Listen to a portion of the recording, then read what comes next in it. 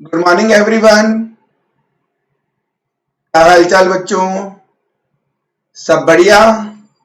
चलिए आज की क्लास में हम स्टार्ट करने जा रहे हैं introduction of financial management.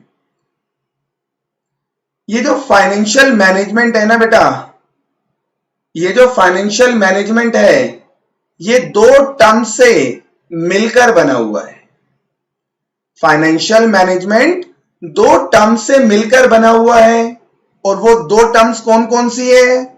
Finance और मैनेजमेंट। अगर हमने इन दोनों टर्म्स को अच्छे से समझ लिया तो बेटा फाइनेंशियल मैनेजमेंट हमारे को बहुत आसानी से समझ में आ जाएगा। तो चलिए अब हम फोकस करते हैं इन दोनों टर्म्स के ऊपर।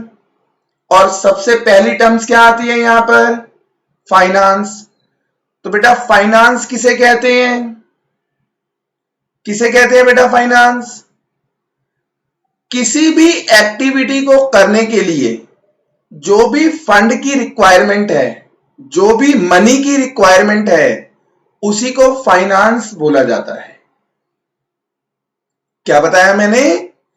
किसी भी एक्टिविटी को करने के लिए जो भी फंड की या मनी की रिक्वायरमेंट है उसी को हम फाइनेंस बोलते हैं। फॉर एग्जाम्पल, आप सभी बच्चे मेरी क्लास में यहां पर आए हैं पढ़ने के लिए। स्टडी करना भी क्या है? एक्टिविटी। अब इस एक्टिविटी को करने के लिए जो भी अमाउंट की रिक्वायरमेंट है वो अमाउंट आपके लिए क्या बनेगा? फाइनेंस बनेगा। अब सोच के देखो आपके लिए ये फाइनेंस क्या है बच्चों? आपका किराए का amount.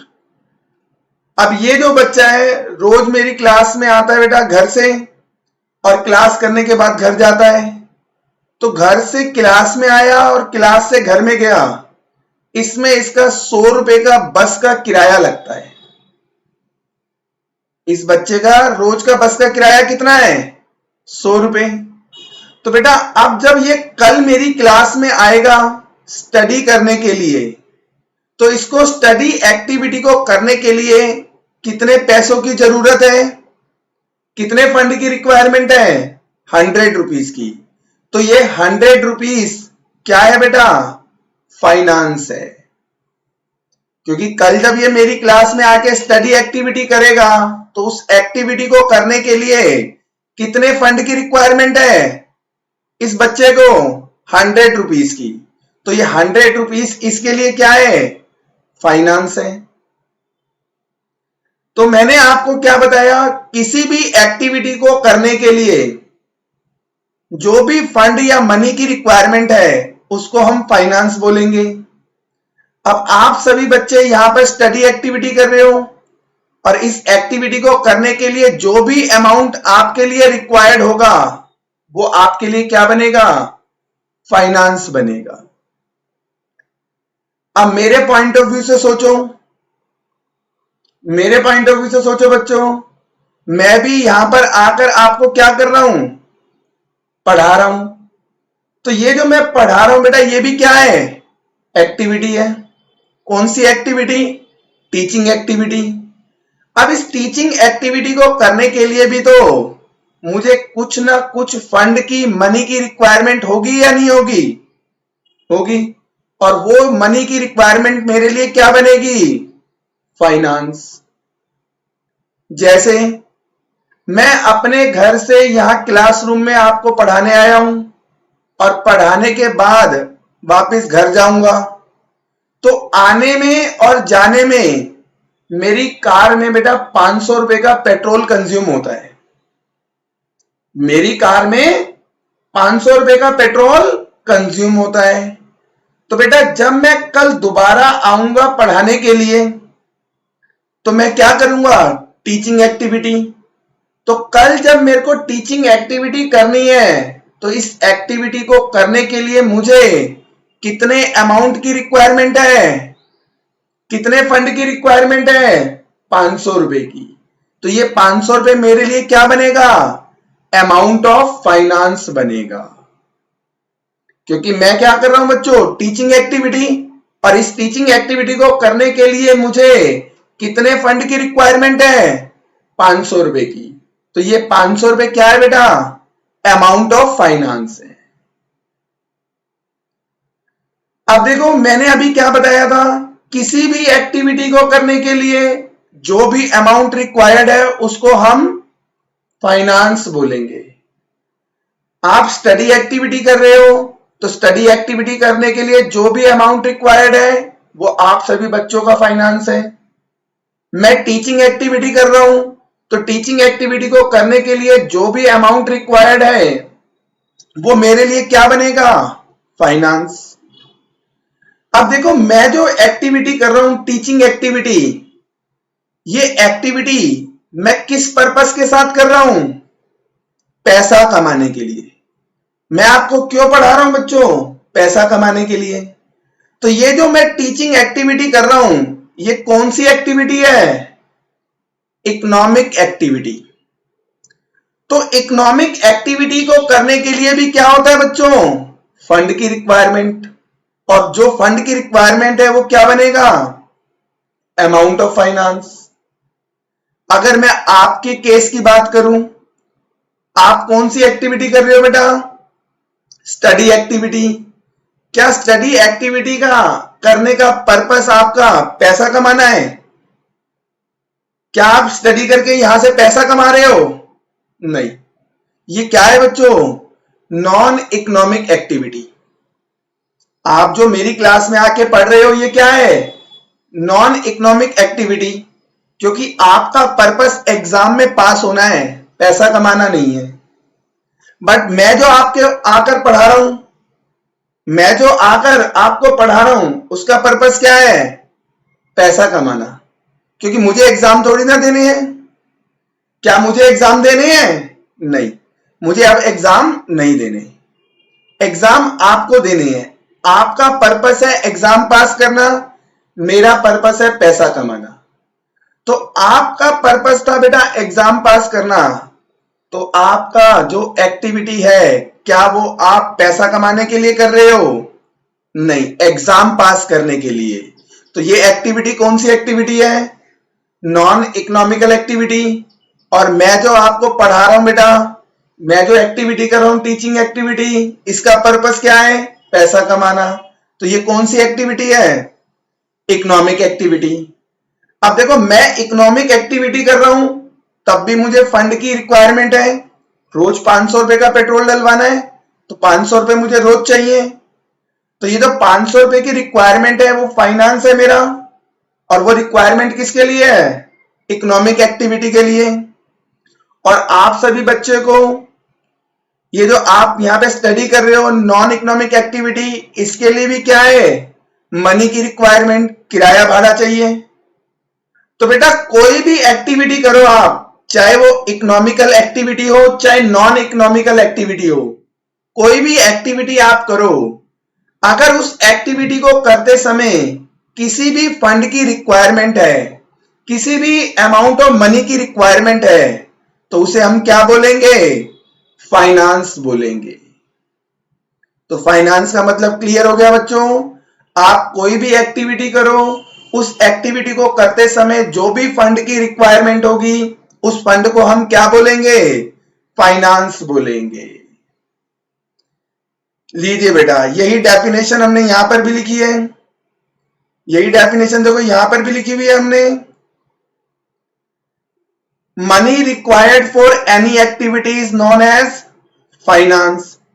Every activity, whether economical or non-economical, require money to run it. Clear है बेटा? चलिए अब देखो नेक्स्ट टर्म क्या आ गई हमारी। What do you mean by business finance या फिर मीनिंग ऑफ बिजनेस फाइनेंस? अब ध्यान से सोचो, अभी तक आपने क्या पढ़ा है बच्चों? फाइनेंस। और फाइनेंस की डेफिनेशन में मैंने आपको क्या पढ़ाया?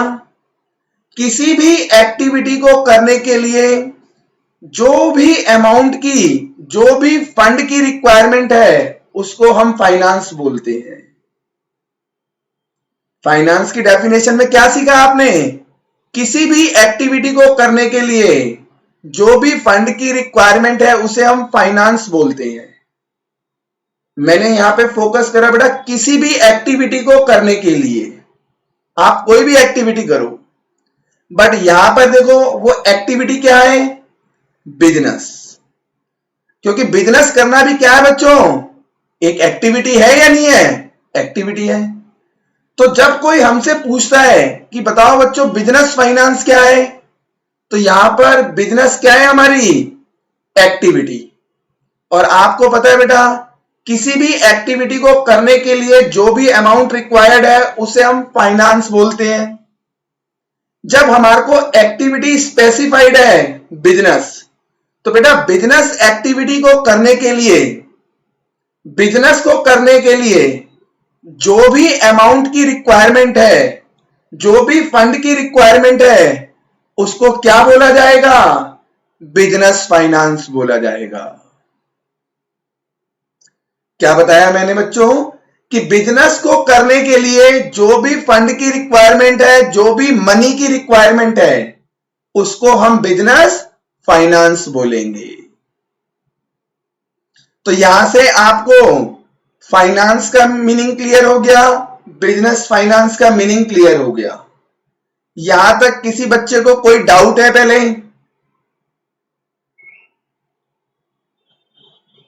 किसी भी बच्चे को डाउट नहीं है?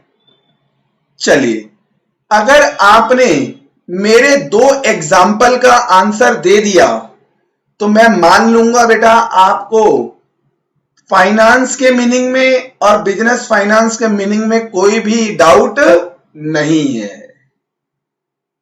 बस आप मेरे 2 एग्जाम्पल का आंसर दे दो।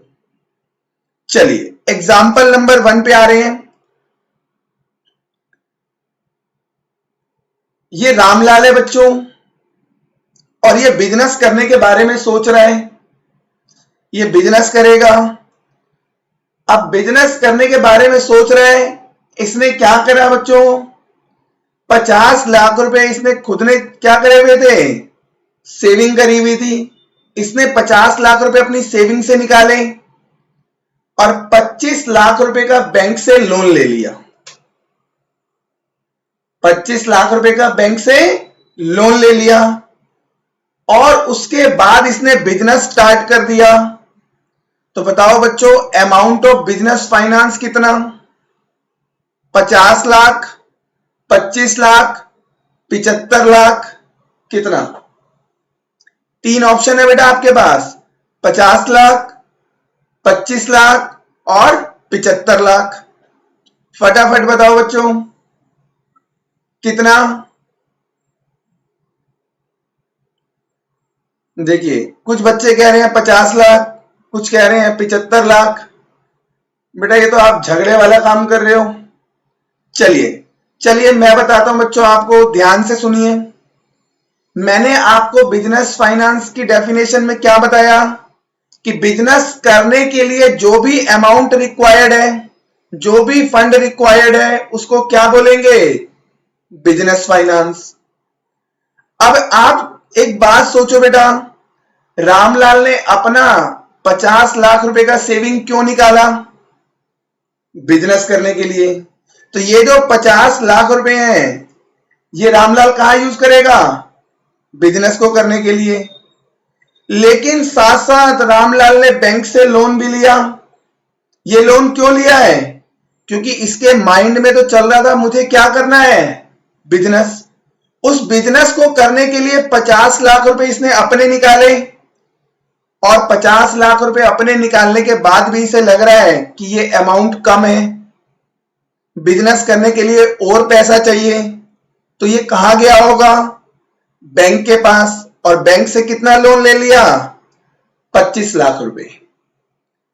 अब इसके पास टोटल फंड कितना हो गया, 50 लाख रुपए खुद का और 25 लाख रुपए बैंक लोन। टोटल फंड कितना हो गया, 75 लाख। अब इसके पास टोटल फंड हो गया 75 लाख। अब इस 75 लाख रुपीस से ये क्या करेगा, क्या करेगा, बिजनेस करेगा। क्योंकि रामलाल के तो माइंड में सेट हो चुका है मुझे बिजनेस करना है, और बिजनेस करने के लिए इसने खुद की सेविंग निकाली 50 लाख। इसको लग रहा है ये सेविंग कम है, इसको क्या लग रहा था, ये सेविंग्स भी कम है। तो इसने क्या करा, और फंड अरेंज करने के लिए बैंक से लोन ले लिया, कितना, 25 लाख रुपए। अब आप मुझे बताओ बेटा, ये बैंक से लोन कितना लेगा, जितना इसको रिक्वायर्ड होगा, जितना इसकी जरूरत होगी। तो इसने 25 लाख रुपए ही क्यों लिए, क्योंकि हो सकता है इसको बिजनेस स्टार्ट करने के लिए 25 लाख रुपए और रिक्वायरमेंट होगी। 50 लाख तो इसने खुद से अरेंज करे, लेकिन उससे भी बिजनेस स्टार्ट नहीं हो रहा, इसको 25 लाख रुपए की और रिक्वायरमेंट होगी। इस वजह से इसने बैंक से क्या करा, लोन ले लिया। अब इसने लोन लेकर 75 लाख रुपए अरेंज करे और बिजनेस क्या कर दिया होगा, स्टार्ट। तो यहां पर बच्चों बिजनेस स्टार्ट करने के लिए रामलाल को कितना पैसा चाहिए था, 75 लाख रुपीस। तो यहां पर बेटा बिजनेस फाइनेंस कितना, amount of business finance 75 lakh rupees. तो आप यहां पर लिखेंगे अमाउंट ऑफ बिजनेस फाइनेंस कितना, 75 लाख रुपीस। इसमें किसी को डाउट है बेटा, किसी को डाउट नहीं है। बस ध्यान में आपको क्या रखना है, बिजनेस करने के लिए जो भी फंड की रिक्वायरमेंट है उस फंड को क्या बोलेंगे, बिजनेस फाइनेंस। और in the given case Ramlal को बिजनेस करने के लिए कितना फंड रिक्वायर्ड था, 75 लाख, जिसमें से 50 लाख रुपए उसने खुद के निकाले और 25 लाख रुपए का बैंक लोन ले लिया। जैसे ही 75 लाख रुपीस अरेंज हुए, रामलाल ने बिजनेस स्टार्ट कर दिया। तो यहां पर बिजनेस करने के लिए रामलाल को कितना फंड रिक्वायर्ड था, 75 लाख रुपीस। और बिजनेस करने के लिए जो भी फंड रिक्वायर्ड होता है उसी को क्या बोलते हैं हम, बिजनेस फाइनेंस। तो यहां पर बिजनेस फाइनेंस कितना है, 75 लाख रुपीस। चलिए सेकंड एग्जांपल पे आ रहे हैं बेटा हम। सेकंड एग्जांपल पे देखिए, रामलाल अभी भी सोच रहा है कि इसको क्या करना है, बिजनेस। अब बिजनेस करने के लिए इसने खुद का कितना पैसा निकाला, 50 लाख रुपए, और बैंक से लोन कितना ले लिया, 25 लाख रुपए। इसके पास टोटल इन्वेस्टमेंट कितना हो गया, total amount available for investment 75 lakh. इस 75 लाख रुपीस में से रामलाल ने 10 लाख रुपए के टाटा कंपनी के शेयर खरीद लिए। 75 लाख रुपीस में से 10 लाख रुपए के रामलाल ने टाटा कंपनी के शेयर खरीद लिए। अब आप बताओ बेटा, अमाउंट ऑफ बिजनेस फाइनेंस कितना, फटाफट बताओ। चलो मैं ऑप्शन देता हूं, 50 लाख, 25 लाख, 75 लाख या 65 लाख। फटाफट बताओ बेटा कितना होगा अमाउंट ऑफ बिजनेस फाइनेंस। देखो फिर से आपके बीच में झगड़ा हो रहा है, कुछ बच्चे कह रहे हैं 75 लाख, कुछ कह रहे हैं 65, कुछ कह रहे हैं अभी भी 50 लाख। ध्यान से सोचो बच्चों, ध्यान से। मैंने आपको बिजनेस फाइनेंस की डेफिनेशन क्या बताई, बिजनेस करने के लिए जो भी फंड की रिक्वायरमेंट है उसको क्या बोलेंगे, बिजनेस फाइनेंस। तो ये बात तो बेटा मन से निकाल दो कि वो पैसा खुद का होना चाहिए या हमने बोरो करा होना चाहिए। मैंने तो ये बात ही नहीं करी, मैंने तो बात क्या करी है, बिजनेस करने के लिए जो भी फंड रिक्वायर्ड है उसको बिजनेस फाइनेंस बोलेंगे। बिजनेस करने के लिए जो भी फंड रिक्वायर्ड है, अब वो फंड कहां से आएगा, हमारा होगा या उधार लेके लगाएंगे, मैंने इसकी बात तो नहीं करी ना बेटा। तो ये जो 50 लाख और 25 लाख का ऑप्शन था कि हमारा खुद का पैसा या उधार लिया हुआ पैसा, इसको तो आप छोड़ दो, इसकी तो हमने बात ही नहीं करी। तो ये जो दो ऑप्शन थे ये तो बेकार है। ये दो ऑप्शन क्या है, 50 लाख 25 लाख, ये बेकार है, इसको तो हटा दो। अब आंसर या तो 75 लाख है या फिर 65 लाख। अब कितना है? तो देखो रामलाल के पास 75 लाख रुपीस आ गया था, उसमें से इसने 10 लाख रुपए इन्वेस्टमेंट कर दिया टाटा कंपनी के अंदर। अब बैलेंस 65 लाख रुपीस जो रामलाल के पास पड़े हुए हैं। अब ध्यान से सोचो, उस पैसे का रामलाल ने क्या करा होगा? उस पैसे से रामलाल ने क्या करा होगा? बिजनेस स्टार्ट करा होगा। तो यहां पर रामलाल ने बिजनेस स्टार्ट कितने से करा? 65 लाख रुपीस से। तो इसका मतलब बिजनेस स्टार्ट करने के लिए कितना पैसा चाहिए था? 65 लाख रुपीस। तो बिजनेस करने के लिए यहां पर कितना अमाउंट रिक्वायर्ड है? 65 लाख रुपीस। तो यहां पर अमाउंट ऑफ बिजनेस फाइनेंस कितना? 65 लाख रुपीस। तो आप लिखिए बेटा, यहां पर अमाउंट ऑफ बिजनेस फाइनेंस कितना है? 65 लाख रुपीस। क्योंकि बिजनेस को स्टार्ट करने के लिए यहां पर रामलाल को 65 लाख रुपीस की रिक्वायरमेंट थी। और वो रिक्वायरमेंट रामलाल ने कैसे पूरी करी? 50 लाख रुपए खुद के और 25 लाख रुपए लोन के। उसमें से 65 लाख रुपए रामलाल ने क्या करा? 65 लाख रुपीस बिजनेस में इन्वेस्ट कर दिया। और बैलेंस जो 10 लाख रुपए थे उसको रामलाल दो तरीके से यूटिलाइज कर सकता था। पहला, 10 लाख रुपए का क्या कर देता? लोन का रीपेमेंट। और दूसरा जो रामलाल ने करा बच्चों, इन्वेस्टमेंट कर दिया कहां पर? टाटा कंपनी के अंदर। तो रामलाल के सामने दो ही ऑप्शन थे।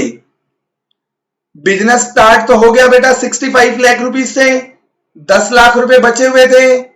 उस 10 लाख रुपए को लेकर दो ऑप्शन थे रामलाल के पास, या तो वो उसको इन्वेस्ट करे या फिर बैंक को क्या कर दे? रीपे कर दे। तो रामलाल ने यहां पर कौन सा ऑप्शन ऑप्ट करा? इन्वेस्टमेंट का। तो बेटा यहां पर रामलाल इन्वेस्टमेंट करे या बैंक को रीपे कर दे? रामलाल इन्वेस्टमेंट करे या बैंक को रीपे कर दे? ये जो अमाउंट है 10 लाख रुपए, ये बिजनेस के लिए रिक्वायर्ड नहीं था। और जो अमाउंट बिजनेस के लिए रिक्वायर्ड नहीं होता वो बिजनेस फाइनेंस का पार्ट नहीं बनता। क्यों? क्योंकि डेफिनेशन में क्या लिखा था? बिजनेस करने के लिए जो अमाउंट रिक्वायर्ड है उसे बिजनेस फाइनेंस बोलेंगे। और यहां पर ये 10 लाख रुपए बिजनेस करने के लिए रिक्वायर्ड नहीं था, क्योंकि बिजनेस तो 65 लाख रुपीस से स्टार्ट हो चुका है। ये 10 लाख रुपीस जो एक्सेसिव था हमारे पास, जो सरप्लस था, ये हमारे को बिजनेस स्टार्ट करने के लिए रिक्वायर्ड नहीं था। और जो फंड बिजनेस स्टार्ट करने के लिए, बिजनेस करने के लिए रिक्वायर्ड नहीं होता वो बिजनेस फाइनेंस का पार्ट नहीं बन सकता। तो क्लियर है बेटा ये भी? चलिए अब देखो बिजनेस फाइनेंस की डेफिनेशन क्या निकल कर आई। Business finance refers to the money and credit employed in the business. Business finance में क्या क्या रेफर करता है बेटा? बिजनेस फाइनेंस में क्या क्या रिप्रेजेंट होता है? ओन मनी और साथ साथ क्रेडिट एम्प्लॉयड इन बिजनेस। जैसे एग्जांपल 1 में 50 लाख रुपए रामलाल ने खुद के लगाए और 25 लाख रुपए लोन लेके लगाए। तो बिजनेस में कितना लगाया? 75 लाख। ये 75 लाख रिप्रेजेंट कर रहा है own money and debt money को, दैट इज क्रेडिट मनी को। तो ये जो बिजनेस फाइनेंस है वो रेफर करता है own money and credit employed in the business. आगे क्या लिखा हुआ है? It should B procured and utilized for business purpose. It should be procured and utilized for business purpose. ये जो फंड रामलाल ने इकट्ठा करा था 75 लाख, ये बिजनेस करने के लिए इकट्ठा किया गया हो और साथ साथ बिजनेस के अंदर यूज भी किया गया हो। ये जो फंड है 75 लाख रुपीस, ये बिजनेस पर्पस के लिए रेस किया गया हो और बिजनेस में ही क्या हो? यूटिलाइज हो, तब जाकर ये 75 लाख रुपीस क्या बनेंगे? Business finance. पहले केस में देखो बेटा 75 लाख रुपीस जो हमारे रामलाल ने रेस करे थे, वो रेस किस लिए करे थे? बिजनेस करने के लिए। तो उसने पैसा रेस करा बिजनेस करने के लिए, और उसने इन्वेस्टमेंट भी कहां करी? बिजनेस के अंदर। सारा पैसा देखो एग्जाम्पल 1 में कहां लगाया था इसने? यहां देखो बच्चों एग्जाम्पल 1 में बिजनेस के अंदर इसने ये सारा 75 लाख रुपीस बिजनेस में लगा दिया था। तभी तो बिजनेस स्टार्ट हुआ था कितने के साथ? 75 लाख रुपीस के साथ। बिजनेस स्टार्ट कितने अमाउंट से हुआ? 75 लाख रुपीस से। तो यहां पर बिजनेस फाइनेंस कितना था? 75 लाख। बट एग्जाम्पल 2 में देखो, इसने फंड तो रेस करा 75 लाख, बट बिजनेस में यूटिलाइज कितना करा है? 65। और 10 लाख रुपए बिजनेस में यूटिलाइज ना करके इसने क्या करा? कहीं और इन्वेस्टमेंट कर दिया। तो जो अमाउंट बिजनेस में यूटिलाइज नहीं हुआ, क्या वो बिजनेस फाइनेंस का पार्ट बनेगा? नहीं। देखो यहां पर आपने बिजनेस फाइनेंस कितना बोला था? 65 लाख रुपीस। यानी ये जो 10 लाख रुपए जो इसने यूज करे हैं इन्वेस्टमेंट पर्पस के लिए, वो बिजनेस फाइनेंस का पार्ट नहीं बना था। क्यों? क्योंकि वो 10 लाख रुपए बिजनेस पर्पस के लिए यूज नहीं हुए थे। तो बेटा जितना अमाउंट बिजनेस के लिए यूज किया गया है, वही क्या बनेगा? बिजनेस फाइनेंस का पार्ट बनेगा। यही बात यहां पर लिखी हुई है।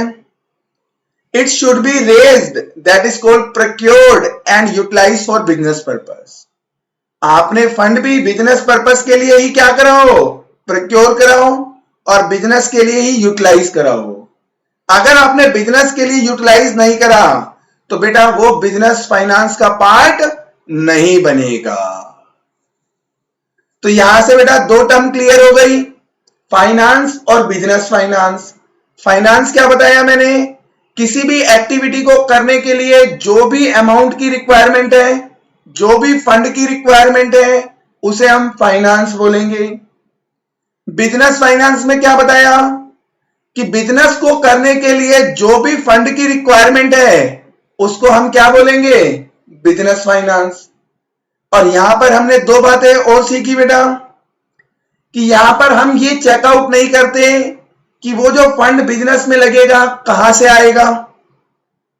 साथ साथ जितना अमाउंट हम बिजनेस के लिए यूटिलाइज कर रहे हैं, जितना अमाउंट हम बिजनेस में यूज कर रहे हैं, वही पार्ट, वही अमाउंट बिजनेस फाइनेंस बनेगा। यहां तक अब किसी बच्चे को कोई भी डाउट है? पहले चेकआउट कर लो बच्चों, तभी मैं आगे पढ़ाऊंगा।